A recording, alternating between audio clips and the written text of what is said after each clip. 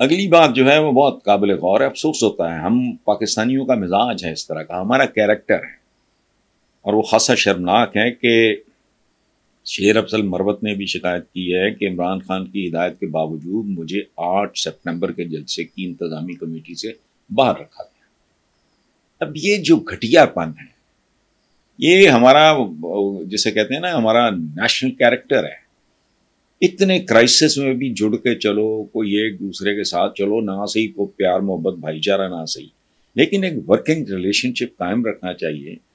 वे तुम लोगों की पार्टी एक बुहरान से गुजर रही है, तुम्हारा जो कायद है वो एक बहुत बड़े इम्तिहान से गुजर रहा है, लेकिन नहीं, हमारा पाकिस्तानी कैरेक्टर है, ये नहीं देखते, ये इनको अपनी अपनी गर्ज और ये और वो। तो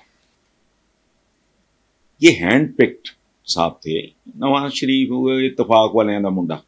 ये पंजाब यूनिवर्सिटी में मेरे कज़न थे ताजी, उनके बहुत करीबी दोस्त थे मुबारक सिनेमा वाले मलक मुबारक साहब के जो बेटे बड़े मलक नज़ीर, दे were very close friends.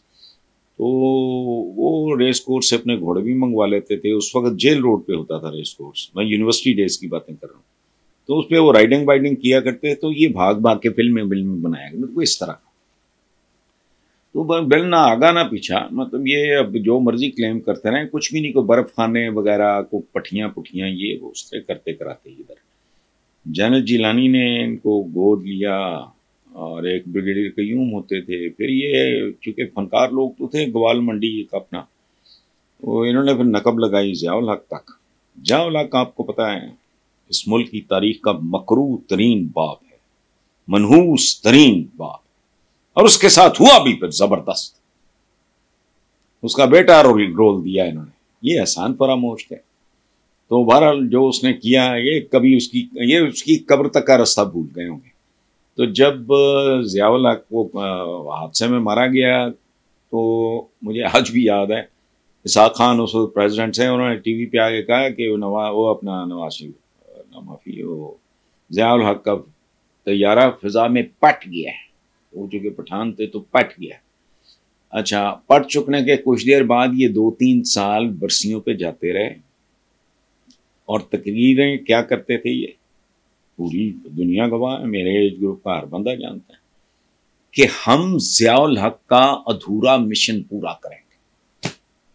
Ziaul हक के बारे में अल्फाज हैं, इस मुल्क की तारीख के गलीज तरीन, एहसान फरामोश तरीन, मोहसन कुश शख्स के बारे में बार बार इस आदमी ने। उसके बाद जब पता लगा कि यार ज़ियाउल हक का तो सारा कुछ ही अमी हवाई था, भुट्टो के मदार पर रौनकें बढ़ती चली गई।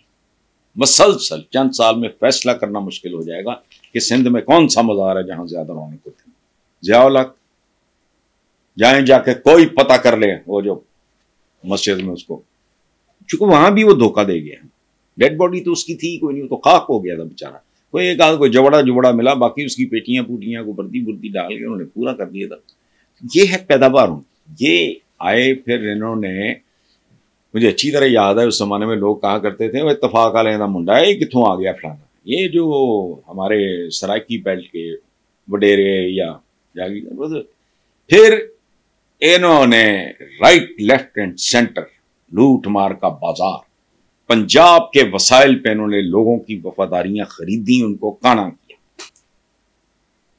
अंदरून शहर अपना इन्होंने, लाहौर शहर में इन्होंने अपनी कॉन्स्टिट्यूएंसी बनाई। किस तरह रिटायरमेंट की उम्र के को पहुंचे हुए लोग पटवारी भर्ती कर लिए, फलाना है, अंधाधुंध कॉरपोरेशन में 100 बंदा चाहिए, 5000 घुसा दिया। मैं मिसाल दे रहा हूं। उसके नतीजे में पूरे का पूरा कल्चर बर्बाद हो गया इस मुल्क का। देखें, बदतरीन आदमी ज़ियाउल हक, उसने भी कभी भुट्टो में माली खयानत बददयानती का इल्जाम नहीं लगाया। इस खानदान के सियासत में आने के बाद सियासत करप्ट हुई, और पॉलिटिकल वर्कर एक इदारा था। तहरीक पाकिस्तान में उन्होंने बड़ा कुछ कुर्बान किया अपना, और पाकिस्तान के क़याम में वो दायां बायां बाजू थे वर्कर्स, कायदे आज़म मोहम्मद अली जिन्ना के। ये वो लोग हैं जिन्होंने करप्शन सियासत में मुतारिफ कराया। मैंने अपने कानों से सुना, आंखों से देखा हुसैन चौक के आगे गुलजार हाउस होता था, बेनज़ीर भुट्टो वहाँ आया करती थी, I used to be there also. तो सारे ये लोग कहा करते थे बीबी को रूल्स रिलैक्स करें, इस आदमी ने इतना पैसा घुसा दिया है और ये वो काम कर रहा है कि हमें अपना वोट बैंक बचाने के लिए करना पड़ेगा। इस आदमी ने फिर वो किया सियासत के साथ जो अल्लाह मुआफ करे, कोई सौतेली माँ अपने बच्चे के साथ नहीं कर सकती जो इन लोगों ने सियासत। सो ये अब जुबैर लेके बैठ गया है तो इक़्तिदार की सियासत कर रहे हैं। इन लोगों ने क्या मज़ामत मुफाहमत करनी है, पहले क्यों होश नहीं आई? जुबैर साहब पहले नहीं पता था आगा पीछा कौन है? ये तो it's not even an educated family. सच्ची बात ये बाप दादा से वो 3-4 पुश्तों में होता है ना।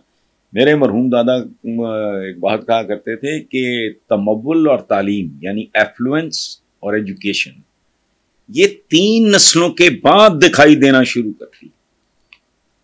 ये तो मतलब था। तो ये पहले बड़ा इनके साथ चिपके हुए थे जुबैर साहब। अब उनको ये सारा कुछ याद आ रहा है, पता नहीं था कि बंदे की असल क्या है, ओरिजिन क्या है, इसलिए छोड़ें। बहरहाल तो मरियम नवाज तो कहती हैं कि भाई हम हुक्मरान खानदान।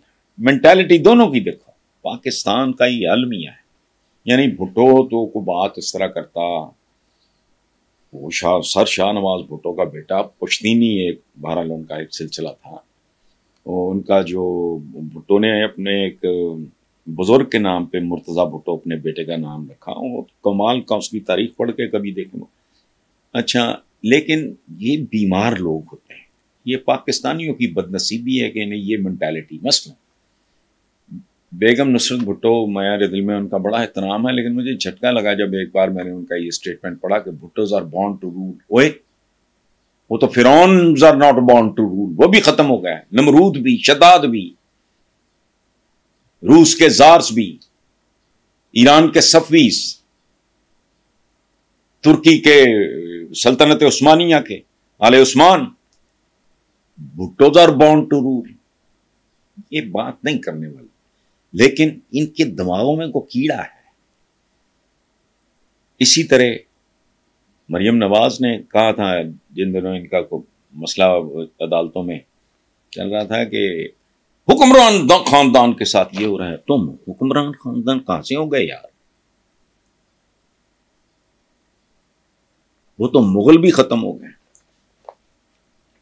मुगल शहजादियों ने बावर्चियों के साथ शादियां की, मुगल शहजादे भिखारी भी रहे। कोई खानदान शाही खानदान नहीं होता और हुक्मरान खानदान नहीं होता।